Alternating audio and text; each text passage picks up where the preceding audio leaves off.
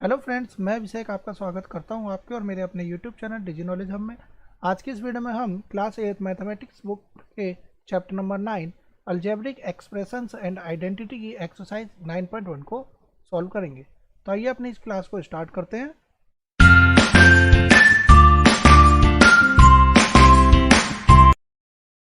तो देखिए, हमारा चैप्टर है chapter number 9 algebraic expressions and identities. इस चैप्टर को पढ़ने से पहले मैं आपको बता दूं कि हमने एनसीईआरटी बुक के और भी बहुत सारे चैप्टर्स कंप्लीट कर लिए हैं। अगर आपने मेरी वह वीडियो नहीं देखी है तो चैनल की प्लेलिस्ट में जाकर आप उन्हें वहां से देख सकते हैं। इसके अलावा हमने आर एस अग्रवाल बुक के भी बहुत सारे चैप्टर्स को कंप्लीट किया है। और अगर आपने मेरी वह वीडियो भी नहीं देखी है तो चैनल की प्लेलिस्ट में जाकर R S Agarwal class 8th maths के प्लेलिस्ट में आप उन वीडियोज़ को वहाँ से देख सकते हैं। तो आइए अपनी इस क्लास को स्टार्ट करते हैं। हमारा एनसीईआरटी बुक का चैप्टर नंबर 9 है अलजेब्रिक एक्सप्रेशंस एंड आइडेंटिटीज। जैसे कि हमने चैप्टर नंबर 2 कंप्लीट किया था जिसमें हमने लीनियर इक्वेशन यानी कि linear equation in one variable को समझा था, उसी से रिलेटेड ही यहाँ पर ये चीज़ें दे रखी हैं। तो जैसे कि हमने वहाँ पर समझा था कि कांस्टेंट क्या होता है।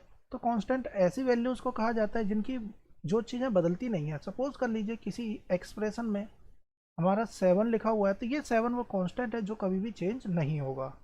इसके बाद में यहाँ पर जो 3x दे रखा है, जैसे जैसे हम x की अलग अलग वैल्यूज़ रखते जाएंगे तो उसी तरीके से हमारा ये पूरा का पूरी वैल्यूज़ बदलती जाएगी। तो कांस्टेंट वो चीज़ होती है जिसकी वैल्यू कभी भी नहीं बदलती। वेरिएबल की बात करें तो ये टर्म से बना है वेरी प्लस एबल। वेरी का मतलब होता है चेंज होने वाली चीज़, यानी कि जिसकी वैल्यूज चेंज हो जाए। तो हम देख रहे हैं यहाँ पे ना तो 7 की वैल्यू चेंज होगी ना ही अकेले इस 3 की, लेकिन इस x की वैल्यू हम कुछ भी रख सकते हैं। चाहे तो ये वैल्यूज प्लस की भी हो सकती हैं, चाहे तो ये वैल्यू माइनस की भी हो सकती हैं। यानी कि यहाँ पर हम कोई भी इंटीजर्स को प्लेस कर सकते हैं।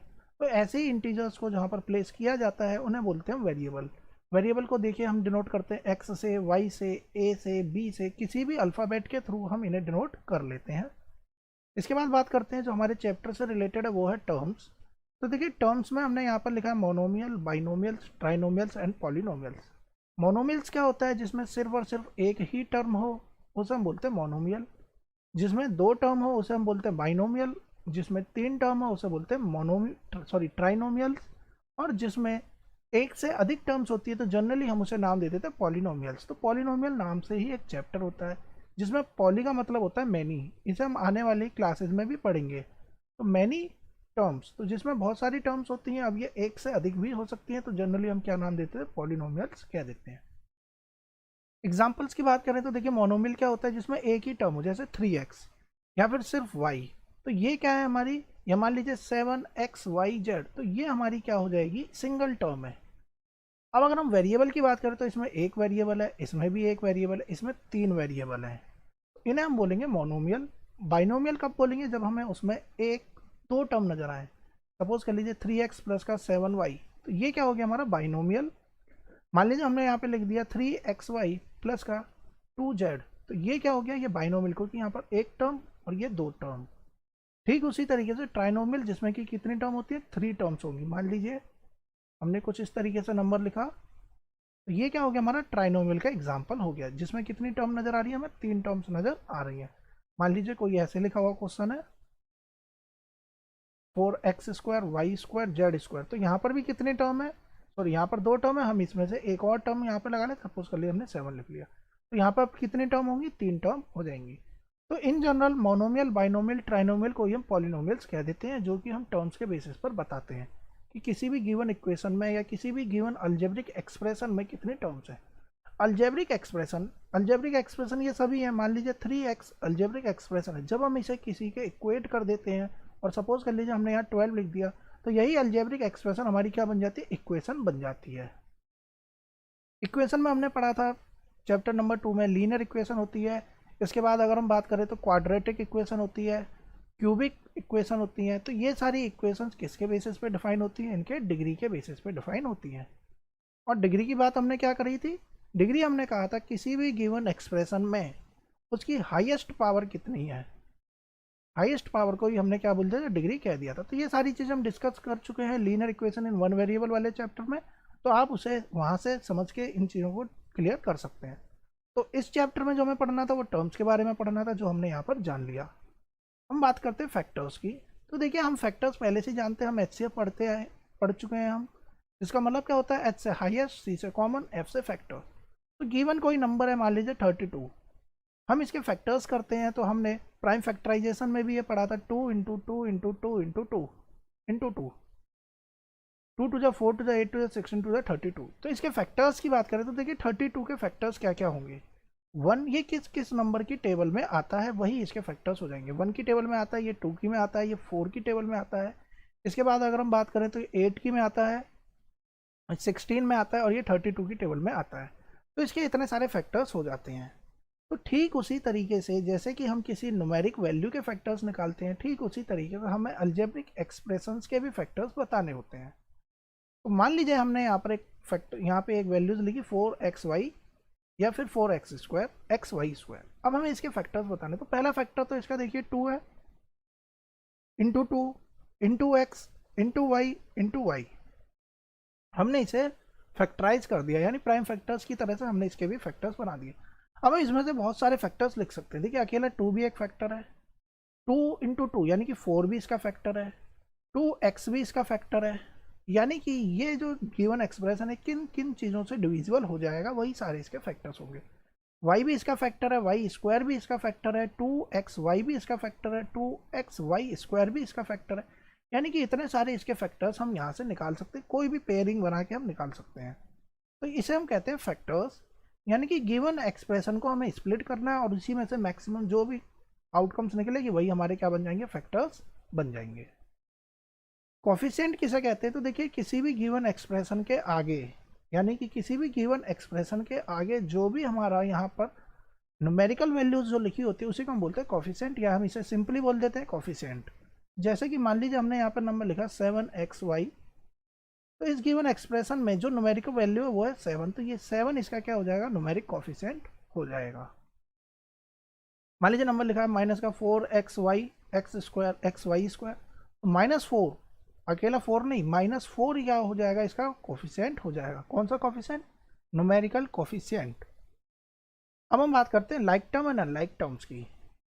तो देखिए मैथ्स में जब हम अलजेब्रिक एक्सप्रेशन को सॉल्व करते हैं तो प्लस के क्वेश्चन में और माइनस के क्वेश्चंस में हमें लाइक टर्म और अनलाइक टर्म को समझना होता है। लाइक टर्म्स किसे कहते हैं, तो देखिए जैसे कि यहाँ पे 7x लिखा है, यहाँ पे लिखा हुआ है 2x², हम यहाँ पे लिख देते 3y², यहाँ पे हमने लिखा 7x², यहाँ पे हमने लिख दिया 4x। हमसे कहा जाए लाइक टर्म खोजिए, तो हमें यहाँ पर दिखाई दे रहा है कि 7x और यहाँ पर 4x ये एक जैसी टर्म है। तो अगर हमें ये जोड़ने के लिए कहा जाए तो हम 7x को 4x से ही जोड़ सकते हैं, क्योंकि इसके पीछे जो यहाँ पर टर्म दे रखी है, यानी कि यहाँ जो वेरिएबल है वो एकदम सेम होना चाहिए, तभी टर्म्स जुड़ेंगी। x² वाली टर्म x² के साथ में जुड़ेगी, y² ये अकेला रह जाएगा। तो इस तरीके से हम लाइक टर्म और अनलाइक टर्म को छांटेंगे, उसके बाद ही हम प्लस और माइनस कर सकते हैं। तो इस तरीके से हम इन क्वेश्चंस को सॉल्व करेंगे। तो अब हम बात करते हैं अपने एक्सरसाइज 9.1 के क्वेश्चंस की। तो हम एक्सरसाइज 9.1 के क्वेश्चंस को सॉल्व करते हैं। तो एक्सरसाइज 9.1 को अब हम देखते हैं और इनके क्वेश्चंस को हम समझेंगे। तो देखिए फर्स्ट क्वेश्चन क्या कहता है, identify the terms there coefficients for each of the following expressions. तो पहला क्वेश्चन लिखा हुआ है 5xyz² माइनस का 3zy। हमें इसमें से टर्म्स को आइडेंटिफाई करना है और उसके बाद में उनके कोफिशिएंट्स को भी लिखना है। तो हम एक तरफ टर्म्स लिखेंगे, एक तरफ हम कोफिशिएंट लिखेंगे। हमने एक तरफ लिख दिया यहाँ पे टर्म्स और एक तरफ लिख दिया यहाँ पे कोफिशिएंट। तो देखिए अगर हम पहले इस वाले में देखें तो इसमें टर्म क्या नज़र आ रही है, 5xyz² पहली टर्म। दूसरी टर्म अगर हम यहाँ पर देखें तो माइनस का 3zy, या हम सिंपली कह देंगे तो यहाँ पर क्या कह सकते हैं हम 3zy। तो ये हमारी दूसरी टर्म हो जाएगी। अब हमें यहाँ पे लिखना है कोफिशिएंट। तो देखिए कोफिशिएंट को किस तरीके से लिखेंगे, तो कोफिशिएंट के लिए हमने यहाँ पर पढ़ा था कि हमें क्या चीज़ की मेंशन करना होगा, न्यूमेरिक वैल्यू को मेंशन करना होगा। यानी कि न्यूमेरिक वैल्यू हमें यहाँ पर लिखनी है। तो न्यूमेरिक वैल्यू पहले वाले में यानी कि फर्स्ट टर्म में हमें क्या न्यूमेरिक वैल्यू नज़र आ रही है, 5। तो 5 हमें नज़र आ रही है, तो ये फर्स्ट हो जाएगा हमारा यहाँ पर 5। तो आंसर क्या हो जाएगा यहाँ पर, न्यूमेरिक कोफिशिएंट 5। इसी तरीके से जब हम दूसरे की बात करेंगे तो यहाँ पर हमें क्या नज़र आएगा, 3। तो ये हो जाएगा हमारा 3 कोफिशिएंट। लेकिन हमें यहाँ पर टर्म्स के साथ में पूरा पूरा लिखना, तो हम इसे क्या मान के चलते हैं, माइनस का। तो माइनस के अकॉर्डिंग यहाँ पर टर्म क्या हो जाएगी, माइनस का 3z वाई, क्योंकि हम इन नंबर्स को मान लेते हैं ए प्लस बी की फॉर्म में लिखे हुए नंबर्स, तो हम प्रॉपर बताएंगे। तो देखिए जैसे कि मैंने अभी ऊपर बात करी थी, माइनस का 4xy² है, तो हम यहाँ पे माइनस को भी इंक्लूड करके ही अपना आंसर देंगे। हम आते हैं दूसरे क्वेश्चन में। तो देखिए अब मैं आपके लिए यहाँ पर डायरेक्टली टर्म्स लिखूंगा और यहाँ पर उसका कोफिशिएंट लिखेंगे। देखिए सेकंड क्वेश्चन में 3 टर्म है। अगर हम बात करें तो पहली टर्म है 1, दूसरी है x, तीसरी है x², 3 टर्म है। अगर सपोज कर लिए यही क्वेश्चन कुछ इस तरीके से लिखा होता और अब हमसे बोला जाए इसमें कितनी टर्म है, तो ध्यान रखिएगा ये दोनों चीज़ें आपस में ऐड हो सकती हैं। तो यहाँ पर कुल मिला के सिर्फ और सिर्फ 2 ही टर्म है, तो आपको पहले डिस्टिंग्विश कर लेना है कि क्या यहाँ पर लाइक टर्म्स हैं या नहीं। यदि है तो पहले उन्हें ऐड कर लीजिए, और नहीं है तो फिर आप अपनी टर्म्स को काउंट कर सकते हैं। जैसे कि यहाँ पे 3 टर्म थी, कोफिशिएंट पहले वाले का कोफिशिएंट 1 का 1 ही रहेगा। देखिए इस 1 के पीछे अगर कुछ भी वेरिएबल नहीं है तो हम इसे सिंपली 1 नहीं मानेंगे, हम इसके पीछे मानेंगे x की पावर 0।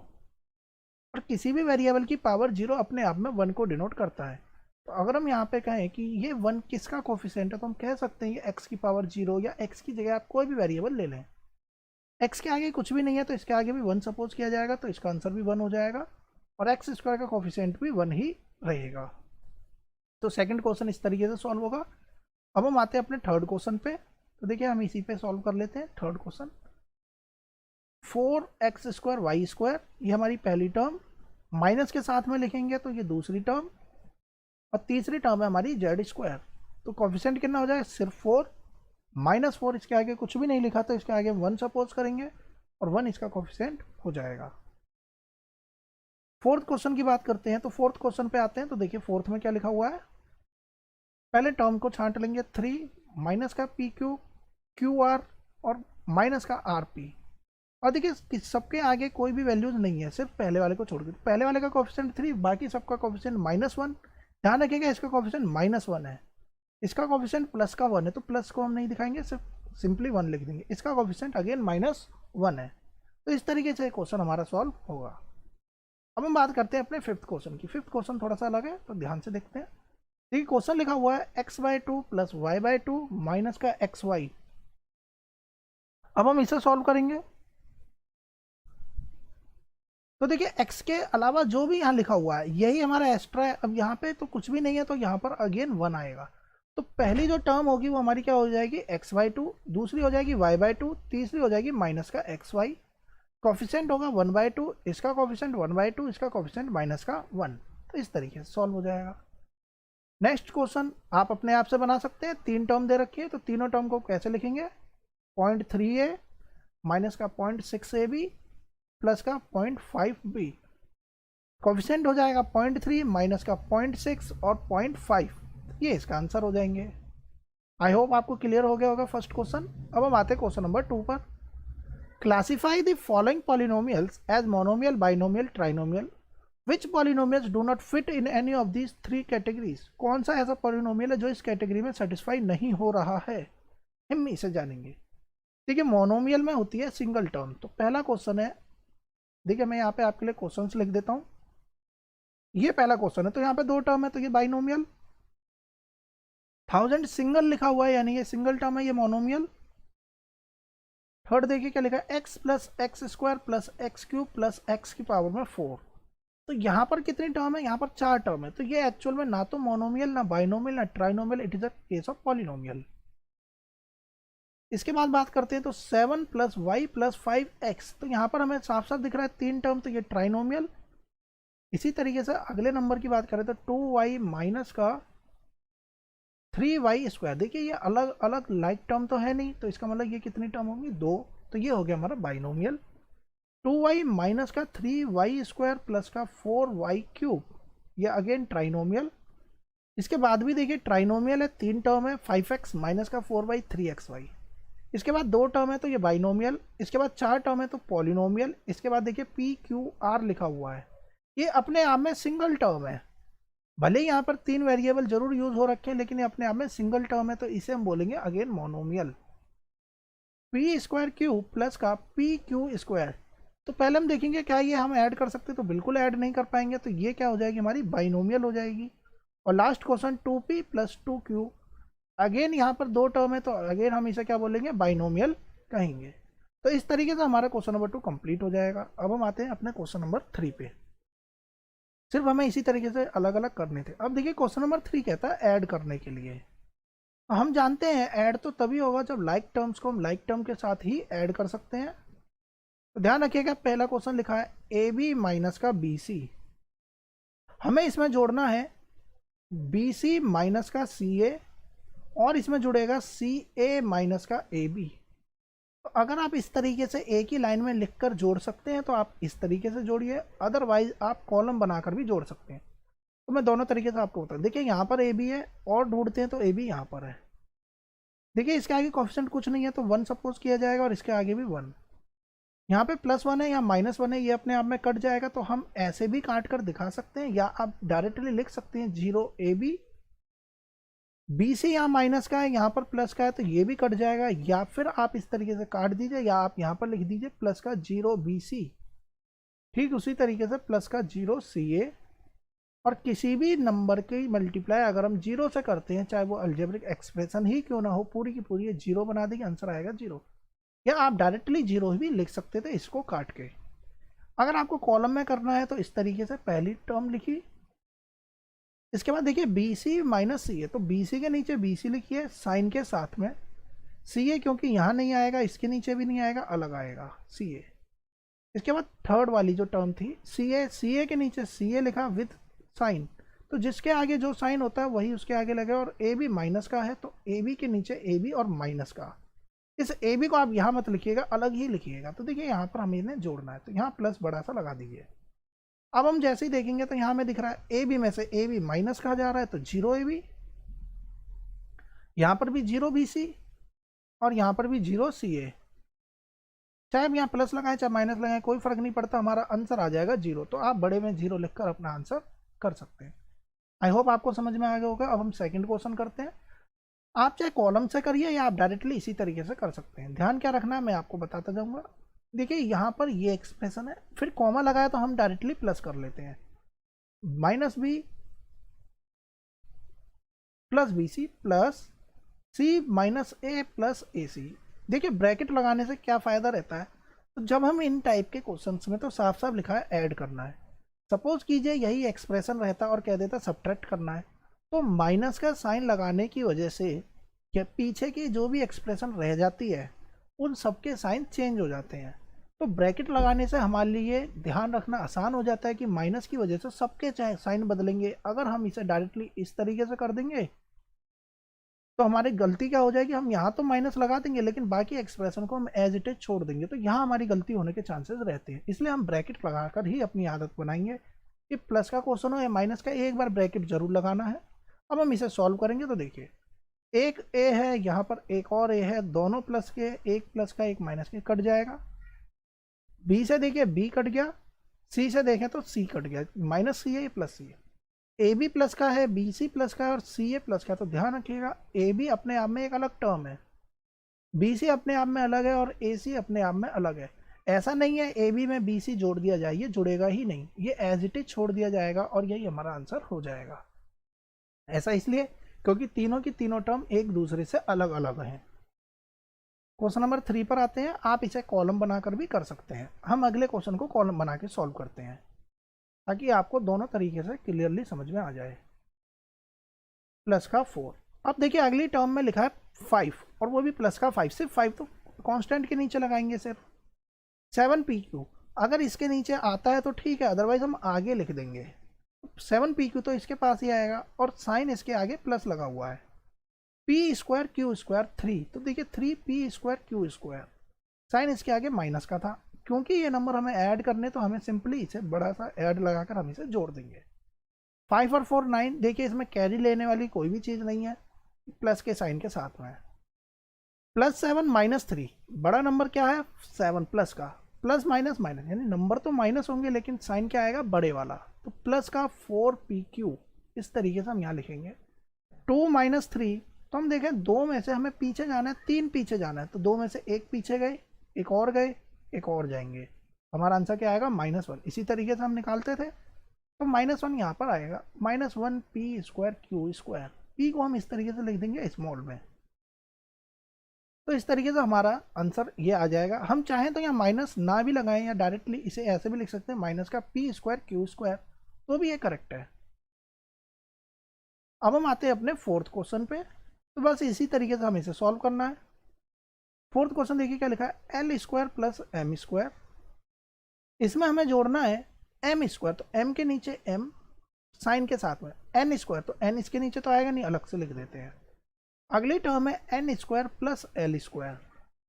इसके बाद वाली टर्म है टू एल एम, तो देखिए ना तो इसमें आएगा तो अलग से लिखेंगे, इसके बाद में ये भी अलग से आएगा और ये भी अलग से आएगा। अब हमें इन सबको जोड़ना है, तो एल के नीचे तो कुछ भी नहीं है तो एल स्क्वायर। एम की बात करें तो यहाँ पर 2 बार एम आ गया है, एम की पावर में 2। ध्यान रखिएगा जब हम अलजेब्रिक एक्सप्रेशन को जोड़ते हैं तो लाइक टर्म की पावर में कोई चेंजेस नहीं, M square plus M square जुड़कर भी एम स्क्वायर ही रहेगा, सिर्फ इसके आगे कोफिशिएंट्स को ऐड किया जाता है। हम यहाँ मल्टीप्लाई नहीं कर रहे, जो हमने पिछली क्लासेस में पढ़ रखा है। पिछली क्लासेस में हमने मल्टीप्लाई करके अलजेब्रिक एक्सप्रेशन को सॉल्व करना सीखा था, जो हमने स्क्वायर और क्यूब रूट को जाना था। तो मल्टीप्लाई के केस में बेस सेम होते हैं तो पावर ऐड अप हो जाती है, लेकिन हम यहाँ पर कर रहे हैं प्लस, तो ध्यान रखिएगा इस केस में पावरों को नहीं जोड़ना है। जो टर्म लिखी है उसे एज इट इज लिख देंगे, वेरिएबल्स को, सिर्फ हमें कोफिशिएंट को ऐड अप करना है। प्लस का 2n स्क्वायर।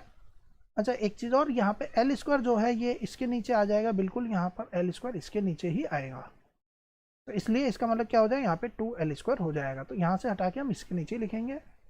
प्लस का 2lm प्लस का 2mn प्लस का 2nl, तो ये हमारा करेक्ट आंसर हो जाएगा। ठीक है, आगे पीछे हो चलेगा, कहने का मतलब ये कि आप 2m स्क्वायर को आगे लिख दें, 2l स्क्वायर को पीछे लिख दें, इससे कोई फर्क नहीं पड़ता है।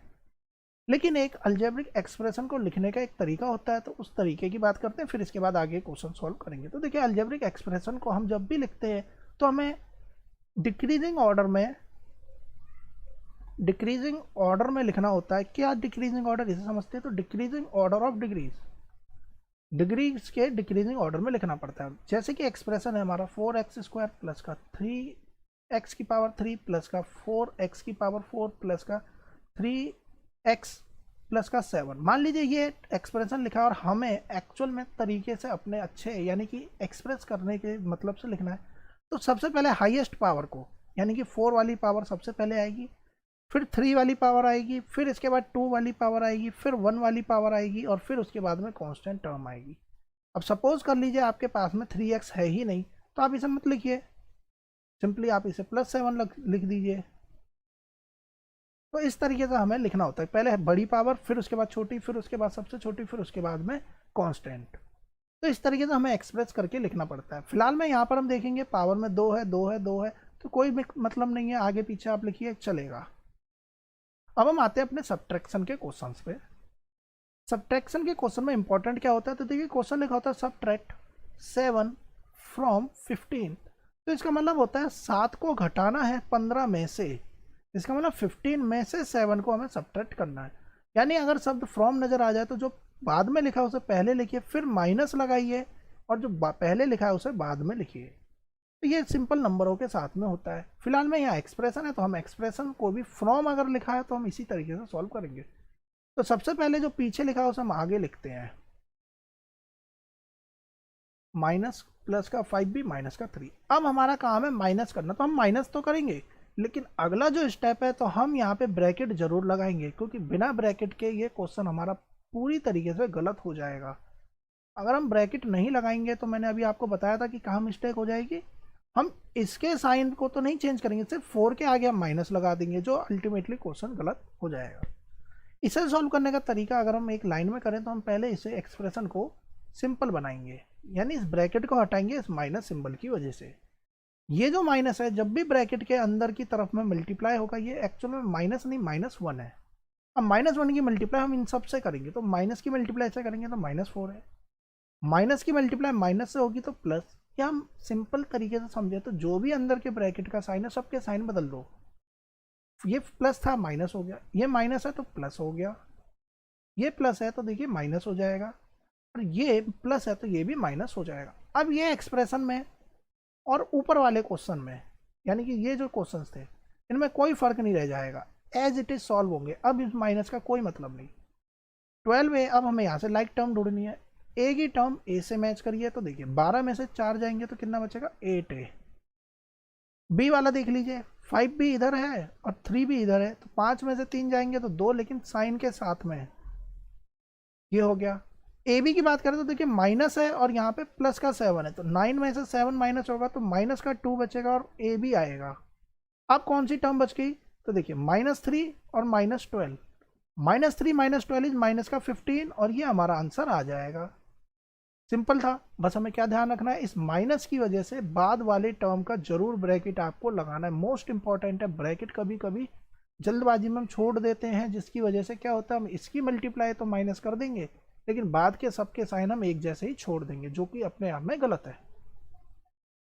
अब इसका बी टाइप बी क्वेश्चन देखते हैं, देखिए क्या लिखा है। फ्रॉम लिखा हुआ है 5xy, पहले जो बाद में लिखा है उसे हम पहले लिख देते हैं। देखिए ऐसा हो सकता है कि बुक में से क्वेश्चन उतारने में यहाँ से प्लस की जगह माइनस हो जाए, कहीं पर बाई चांस हो जाए, वैसे तो गलती करनी नहीं है अपने को, लेकिन अगर यहाँ पर हो जाए तो आप सिर्फ इस चीज़ को समझने की बात करिएगा कि हम यहाँ पे कंसेप्ट क्या समझ रहे हैं।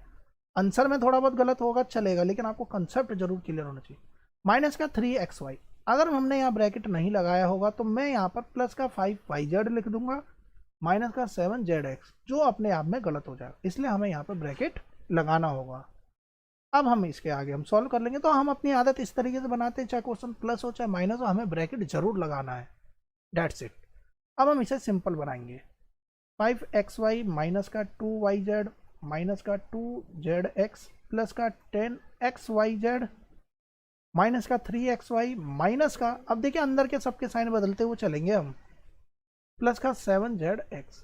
अब हमें इसमें सेम टर्म ढूंढनी है, तो देखिए एक्स वाई वाली टर्म अगर हम ध्यान से देखें तो एक्स वाई यहाँ पर है, वाई जेड वाली टर्म को अगर हम यहाँ पर देखें तो वाई जेड हमें यहाँ पर नजर आ रहा है, जेड एक्स यहाँ पर है, तो देखिए जेड एक्स यहाँ पर है और ये अपने आप में अलग है, तो जो जिसके साथ में पेयर बन गया उसको उसी के साथ हम सॉल्व करेंगे। 5 में से 3 जाएगा तो देखिए 2xy, वाई जेड को वाई जेड से करेंगे तो माइनस का 7yz, जेड एक्स और जेड एक्स, तो देखिए 7 और यहाँ पे 2, तो यहाँ पे बचेगा 5zx और एक यहाँ पर ये वाला नंबर रहेगा, यानी कि प्लस का 10xyz। आप टिक लगाते हुए चलिए कि हमने इसे सॉल्व कर लिया है, हमने इसे सॉल्व कर लिया है, हम इसे सॉल्व कर लिया, हमने इसे भी सॉल्व कर लिया, ताकि कोई एक्सप्रेशन छूट ना जाए। अब मान लीजिए इसके अलावा कोई एक्सप्रेशन सिंपल इस तरीके से रह जाता तो हम लास्ट में ये भी ऐड कर देते।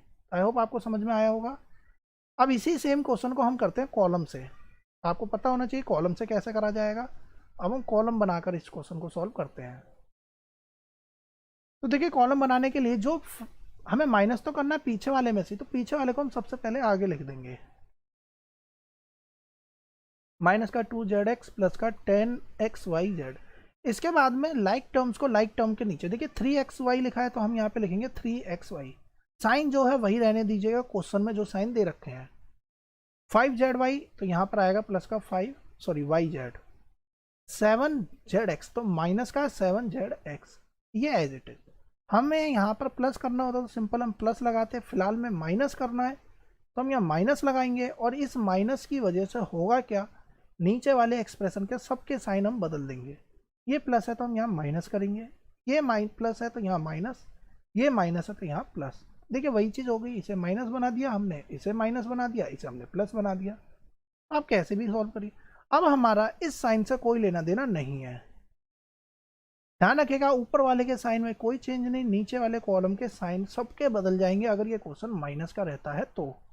अब हम सॉल्व करेंगे, 5 में से 3 जाएगा 2xy माइनस का 7yz। आपको ये सॉल्व करना आना चाहिए कि +7 है या -2 आएगा क्या, तो प्लस का 5zx, और इसका साइन तो बदलेगा नहीं क्योंकि ऊपर वाला कॉलम है, तो इसे एज इट इज प्लस का 10xyz ही हम लिख देंगे।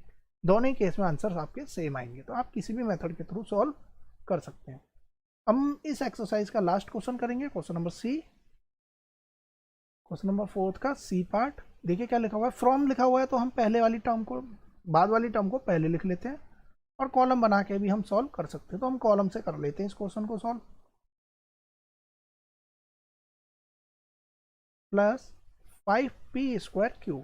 अब हम इसके नीचे जो बाद वाली टर्म है यानी जो पहले वाली टर्म है उसको ठीक उसी के नीचे लिखेंगे, तो 4p² माइनस का 3pq, तो देखिए 3pq यहाँ आएगा, प्लस का 5pq² यहाँ पर आएगा, माइनस का 8p यहाँ आएगा, प्लस का 7q यहाँ आएगा, और माइनस का 10। ध्यान रखिएगा यहाँ -10 है तो माइनस लगाना। हमें इस क्वेश्चन को माइनस करना है, इस माइनस की वजह से हल्का सा लाइन नीचे छोड़ेंगे और अब हम इसे सॉल्व करेंगे। माइनस की वजह से इन सब के साइन बदलेंगे, हम यहाँ प्लस लगाएंगे, यहाँ प्लस, यहाँ माइनस, यहाँ प्लस, यहाँ माइनस, और यहाँ पर भी माइनस। अब हम इसे सॉल्व करेंगे, तो उससे पहले हम इसके साइन को हटा लेते हैं ताकि हमारे लिए आसान रहे, अदरवाइज हमारी दिक्कत हो सकती है। तो हम इस साइन को एक बार के लिए भूल जाएंगे कि यहाँ पर कोई साइन थे। अब हमें इस साइन के साथ में सॉल्व करना है। तो अगर हम ध्यान से देखें तो 18 और 10 28 होगा, 13 में से 8 जाएंगे तो 5 बचेगा। अब हम आगे बात करते हैं, यहाँ पर सॉल्व करेंगे तो माइनस का 18q आएगा, इसे सॉल्व करते हैं तो प्लस का 8pq आएगा। अब हम इसके आगे सॉल्व करते हैं तो ध्यान क्या रखना है हमें, सॉरी यहाँ पर प्लस आएगा, देखिए 8 प्लस का बड़ा था, और यहाँ पर तो माइनस आना है, यहाँ पर प्लस आना है, और यहाँ पर माइनस आना है, 7pq²। और इसके आगे की अगर हम बात करें तो यहाँ पर क्या आएगा, तो यहाँ पर आएगा plus minus minus, number minus होंगे लेकिन बड़ा नंबर 5 है, 5 में से 4 जाएगा तो 1 बचेगा, तो 1 ना भी लिखें, सीधे हम लिख सकते हैं p²q। तो इस तरीके से हम सॉल्व करेंगे और यही हमारा आंसर हो जाएगा। तो आई होप आपको समझ में आया होगा कि किस तरीके से हमें इस अलजेब्रिक एक्सप्रेशंस को सॉल्व करना है। तो यहाँ तक की हमारी एक्सरसाइज कंप्लीट हो जाती है। स्टिल इस चैप्टर के यहाँ तक के टॉपिक में आपको कोई डाउट होता है तो मुझे कमेंट बॉक्स में ज़रूर बताएं, और अगर आपने अब तक मेरे चैनल को सब्सक्राइब नहीं किया तो चैनल को सब्सक्राइब कर लें और आने वाली वीडियोज़ की नोटिफिकेशन पाने के लिए बेल आइकन को प्रेस करें। Thanks for watching my video.